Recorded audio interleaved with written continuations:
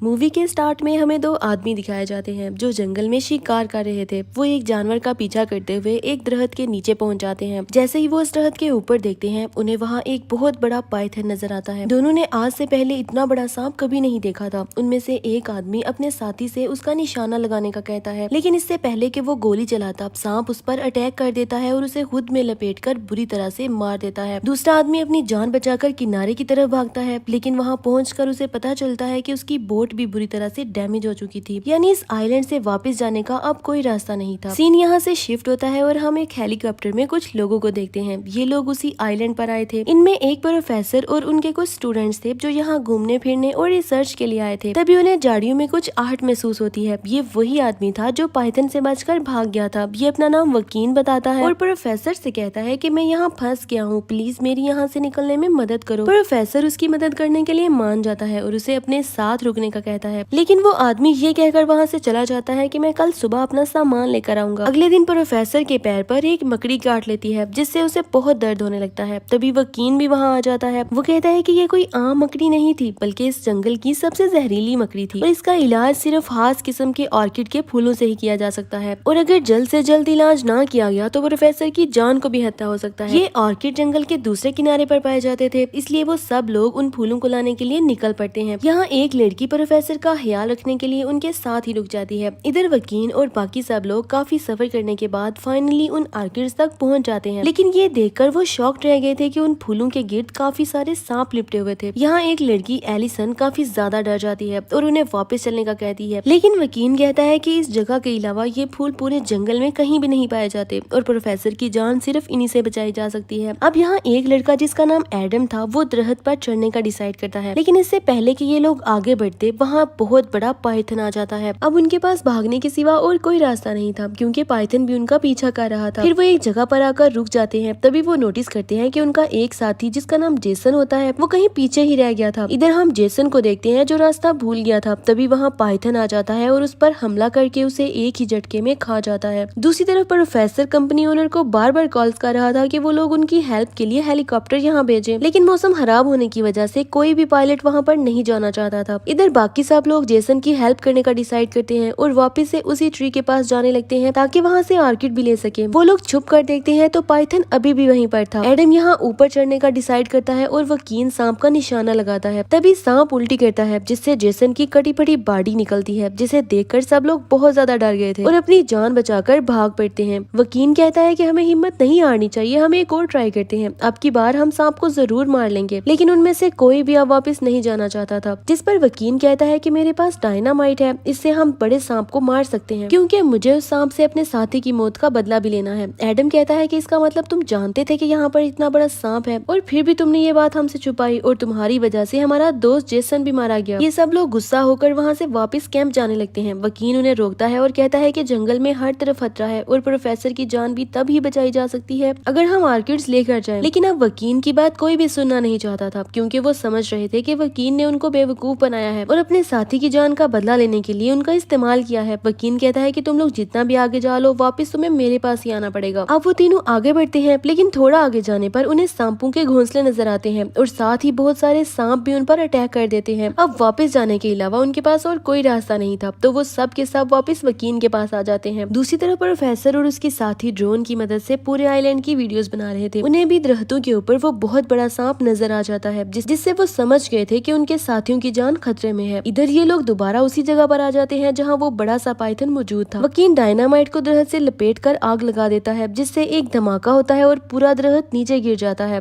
Orchid flowers भी नीचे आ गए थे। ग्रीस जल्दी से उन फ्लावर्स को तोड़ने जाती है, लेकिन तभी पाइथन बहुत गुस्से में उन पर अटैक कर देता है। एडम ग्रीस को बचाने के लिए भागकर आगे आता है, लेकिन पाइथन उस पर ही अटैक करके उसे एक झटके में खा जाता है। अब सिर्फ एलिसन, ग्रीस और वकील ही बचे थे। वो भागकर अपनी जान बचाते हैं। पाइथन भी उनका पीछा कर रहा था, जिससे बचने के लिए वो लोग एक गाड़ में चले जाते हैं। गाड़ के बाहर दरख्त पर एक बहुत बड़ा मकड़ी का जाला लगा हुआ था, लेकिन वो इस पर ध्यान नहीं देते और अंदर चले जाते हैं। वहाँ ग्रीस को दीवार पर बने कुछ निशान नजर आते हैं जो एक कहानी की सूरत में थे, जिसका मतलब था कि सांप जब अपनी कैंचली उतारता है तो इसकी स्किन कमजोर हो जाती है और उस टाइम पे बड़े से बड़े सांप को भी आसानी से मारा जा सकता है। अभी ये लोग खड़े बातें ही कर रहे थे कि तभी एक तरफ से काफी सारी मकड़ियां आने लगती हैं। एलिसन उन्हें देखकर डर जाती है और गार्ड से बाहर जाने लगती, लेकिन वकील उसे रोक लेता है क्योंकि बाहर सांप का खतरा था। वो कहता है कि ये सब मकड़ियाँ एक ही सीमत से आ रही हैं तो हम इन्हें आसानी से मार सकते हैं। लेकिन तभी वो देखते हैं कि सारी मकड़ियाँ अपने आप डरकर वापस भाग गई थी। इससे पहले कि उन्हें कुछ समझ आता, वहाँ एक बहुत बड़ी जायंट मकड़ी आ जाती है। एलिसन जल्दी से उस पर गोली चलाती है और वो सब गार्ड से बाहर आ जाते हैं। मकड़ी भी उनके पीछे ही आ रही थी। जैसे ही वो लोग बाहर निकलते हैं तो वहाँ पाइथन भी आ जाता है। अब पाइथन और मकड़ी के बीच लड़ाई शुरू हो जाती है, जिसका फायदा उठाकर ये लोग वहाँ से भाग जाते हैं। इधर प्रोफेसर और उसके साथी भी अब उन लोगों की मदद करने के लिए उसी तरफ आने लगते हैं। दूसरी तरफ वकील और वो लोग एक लैब में पहुंच गए थे जो काफी पुरानी लग रही थी। वकील कहता है कि अब हमारे पास इससे ज्यादा महफूज और कोई जगह नहीं है। एलिसन देखती है कि लैब के सामने एक बहुत खूबसूरत कलरफुल पानी का तालाब बना हुआ है, लेकिन वकील बताता है कि ये कोई आम पानी नहीं है, बल्कि ये एक बहुत ताकतवर एसिड का तालाब है जिसमें गिरकर तुम्हारी चमड़ी भी नहीं मिलेगी। इसके बाद वो तीनों लैब के अंदर आ जाते हैं। वहाँ उन्हें एक्सपेरिमेंट का काफी सामान नजर आता है। एलिसन एक अलमारी खोलती है तो उसमें काफी सारे सांप निकलने लगते हैं। वो वहाँ रखी कुल्हाड़ी और चाकू की मदद से उन्हें मारने की कोशिश करते हैं, लेकिन उन सांपों पर तो कुल्हाड़ी का कोई भी असर नहीं हो रहा था, जिस पर वकील जल्दी से वहाँ आग लगा देता है। अब सांप तो मर गए थे, लेकिन आग उनके कंट्रोल से बाहर हो जाती है। वो घबराकर बाहर निकलने लगते हैं, लेकिन बाहर पाइथन भी आ चुका था। अब वो लोग बुरी तरह से फंस चुके थे। वकील कहता है कि मैं पाइथन का ध्यान अपनी तरफ करवाता हूँ और तब तक तुम दोनों टावर पर चढ़कर रस्सी की मदद से दूसरी तरफ उतर जाना। फिर वो लोग ऐसा ही करते हैं। वकील सांप का डट कर मुकाबला करता है और उसे डिस्ट्रैक्ट करके खुद भी टावर पर आ जाता है और उनके साथ रस्सी से लटक जाता है, लेकिन पाइथन उन पर हमला करता है और वकील को खींचकर एसिड के तालाब में गिर जाता है, जिससे सांप के साथ साथ वकील भी मारा गया था। दोनों लड़कियां बहुत दुखी होती हैं, लेकिन वो इस बात से रिलीफ महसूस करती हैं कि फाइनली उन्होंने सांप को भी मार दिया था। तभी प्रोफेसर भी वहां पहुंच जाता है, लेकिन खतरा अभी भी टला नहीं था। वो लोग देखते हैं कि सांप अपनी कैंचली उतारकर फिर से जिंदा हो गया था, यानी एसिड की वजह से सिर्फ सांप की स्किन ही उतरी थी और अंदर से उसे कुछ भी नहीं हुआ था। तभी ग्रेस को याद आता है कि गार्ड में उन्होंने जो कहानी पढ़ी थी उसके मुताबिक कैंचली उतारने के बाद सांप को मारा जा सकता है। इस पर वो लोग जल्दी से चाकू और कुल्हाड़ी उठा लेते हैं और सांप पर वार करने लगते हैं। अब पाइथन ग्रेस को जिंदा निगल लेता है और ग्रेस के हाथ में मौजूद चाकू उसके सर में घुस जाता है, जिससे सांप की मौत हो जाती है और ग्रेस भी उसका पेट फाड़कर बाहर आ जाती है। अब फाइनली उन्हें उस बड़े से पाइथन से छुटकारा मिल गया था, जिस पर वो लोग बहुत खुश होते हैं और इसके साथ ही मूवी खत्म हो जाती है।